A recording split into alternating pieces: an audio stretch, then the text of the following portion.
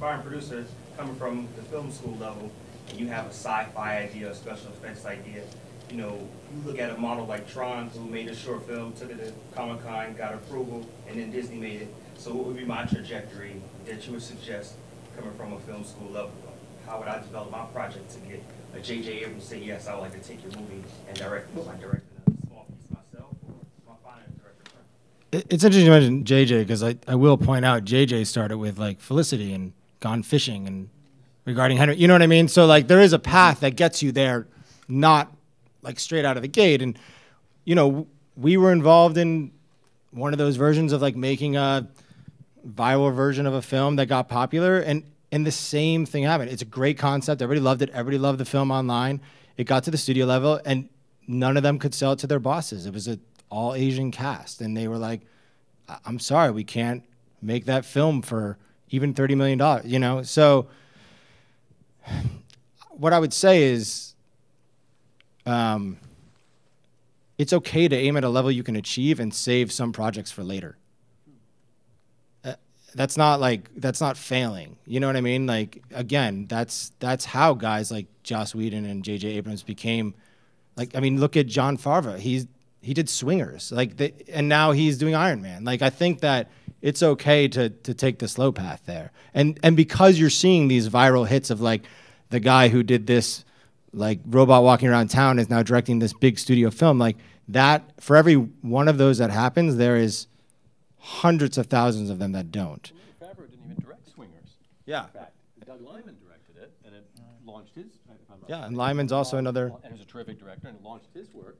But it took a while then for people to realize that Favreau was. I mean, look at. Your question was, is it you have to do it yourself? He wrote the script, right? Yes. Look at even just the announcement 2 days. I mean, the guy who did Safety Not Guaranteed is directing Jurassic Park 4. Like, so I think that there's something to. Well, just tell a good story. What's happened is that the studios make these big blockbuster movies, and then they sit back and go, oh my God, I got to get a director I don't have to pay gross to, and I got to get a director who's cheap, because this is all going to be storyboards, and you know, I mean, pretty much anyone could execute it if they know how to point the camera and they actually have some skill sets. So, you know, that's the way the studios think, is they like to get cheap directors. You know, I worked on a movie that we showed in Sundance, and I can't believe I'm blanking on the title for it now.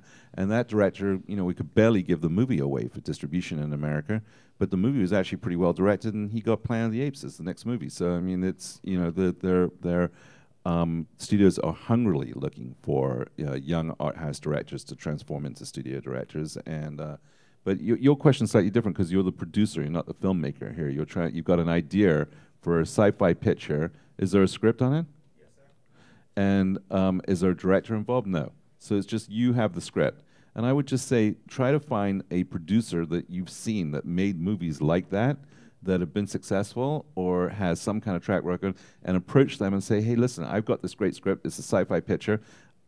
I'm not experienced in making $30 or $40 million movies. You are. Why don't we partner up on this and see if you can find anyone that actually likes it enough to want to be involved with you in it? One more, right here. Hi, I got a feature film in post, actually shot on 35. My question is submitted thinking. Bad idea though. But is submitting through without a box and crossing my fingers a smart idea, or should I be aggressively targeting sales agents at this point? Well, which festivals are you trying to get it into? Well, I'm chasing the Sundance deadline in September. So you just finished the movie now, and you're talking about. Well, you know, Sundance, unlike a lot of the other festivals now, have tried to become far more egalitarian, and they try to avoid the sales agents calling them up and hyping them on the films that they have. They actually have a phobia about the sales agents. You know, they feel like there's artists, which they feel they are, in selecting films. They'd like to have their own opinion about the movies and select them without any external pressure. So Sundance is slightly different from some of the other festivals where, yeah, if you had a rep, it's not a bad idea because they actually know the guys who are the programmers, and they can call them up and say, hey, listen, you know what? This is a good movie. You need to see this film, and that will work. Sundance doesn't work so much anymore. Used to, doesn't work anymore.